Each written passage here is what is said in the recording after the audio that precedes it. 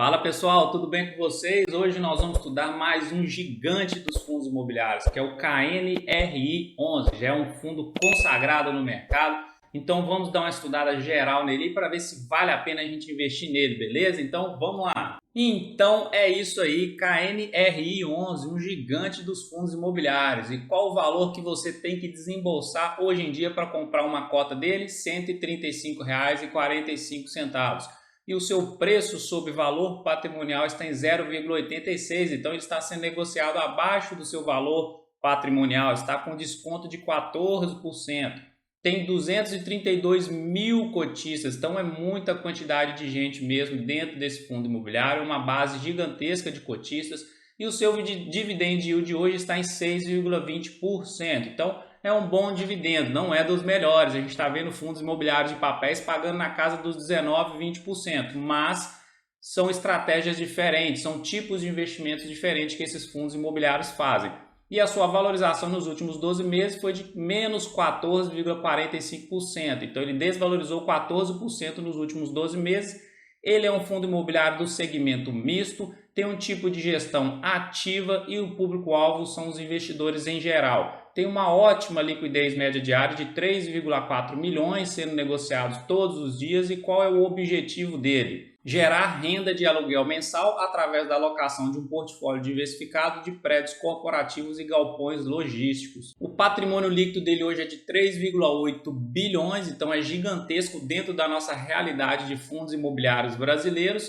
E aqui embaixo 3,35% hoje é a vacância física e vacância financeira hoje está em 8,16%. A taxa de administração e gestão dele é de 1,25% ao ano, não existe taxa de performance e o fundo começou em 2010, então já é um fundo mais antigo no mercado, então um fundo já consolidado. E o seu gestor é a Quineia. Olhando a evolução da distribuição de rendimentos, então já teve um aumento de 18% em relação a outubro de 2020, que pagou 65%, a setembro de 2021, que pagou 77 centavos. E aqui embaixo a gente vê que ele já fez 7 emissões desde quando ele começou a sua vida aqui nos fundos imobiliários, 15 de nove de 2010 até o atual momento. A última emissão dele foi feita em janeiro de 2021. A sua carteira imobiliária hoje ele é composto por 21 propriedades, sendo 12 edifícios comerciais e 9 centros logísticos. E aqui embaixo a gente vê a receita por estado. São Paulo tem a maior parcela dessa receita com 67,29%, Rio de Janeiro com 16,84% e Minas Gerais, minha terra tão maravilhosa, 15,87%. Receita por tipologia, escritório 44,56% e logística 55,44%. Está bem distribuído aqui. Receita por tipo de contrato, contrato típico 43,25% e contrato atípico 56,75%.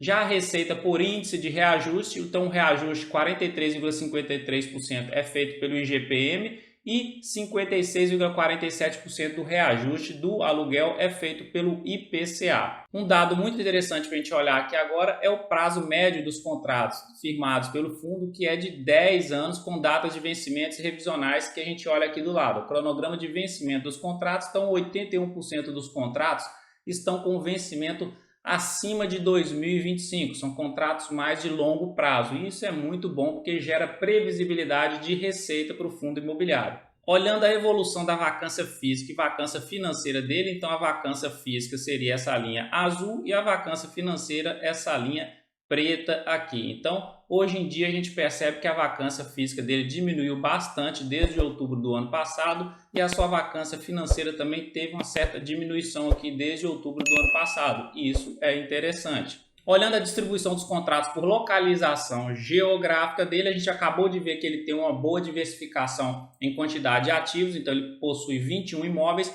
e aqui na parte geográfica boa parte está no estado de São Paulo. Rio de Janeiro tem 4 edifícios aqui e Minas Gerais tem 2 edifícios. E aqui do lado eu trouxe só a título de exemplo, você consegue ver detalhadamente onde estão esses imóveis, o endereço de cada um. Olha só, edifício Diogo Moreira, 184 Pinheiros, em São Paulo. Então você vê o endereço certinho dele aqui. Aqui embaixo você vê a ABL, que é a área bruta locável, de 12.105 metros quadrados. O valor de avaliação do imóvel, 351 milhões. O tipo de contrato, se é um contrato típico ou atípico.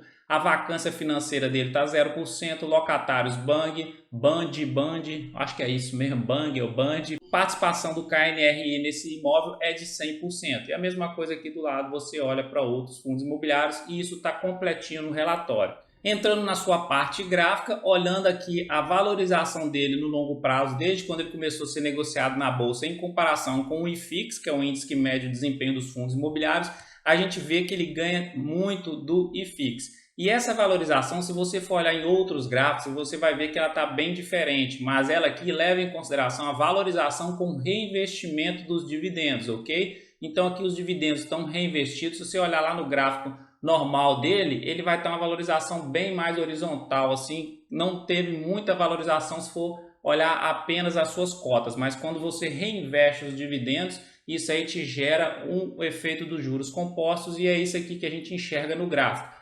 Que aqui é a mesma coisa que eu estou explicando, é isso aqui que acontece aqui embaixo. Ó. A linha preta aqui é a valorização com reinvestimento e essa linha azul aqui é a valorização dele sem o revestimento, só a valorização da cota. Então isso aqui eu tirei do próprio relatório do fundo e aqui em cima é o site que eu utilizo para analisar a parte gráfica dele. Então teve uma valorização muito boa em relação ao IFIX. E olhando a análise gráfica dele agora, no gráfico semanal, o que eu enxergo aqui? Desde a queda de março de 2021, pegando de lá para cá, ele vem nessa tendência de baixa aqui, ó, com topos e fundos descendentes, respeitando perfeitamente essa linha de resistência aqui. Quando teve o cruzamento de médias móveis aqui, piorou a situação dele, aí ele caiu com mais força aqui. O que eu enxergo que ele está no momento é de recuperação agora, que a gente consegue enxergar aqui, ó, fundos ascendentes aqui e topos ascendentes. Isso é sinal de recuperação e de reversão de tendência. Mas o que é importante a gente ver daqui nas próximas semanas? Ele aumentar aqui, ter uma valorização aí nos próximos semanas ou meses e romper essa resistência. Aí sinalizaria uma reversão de tendência dele no gráfico de médio prazo.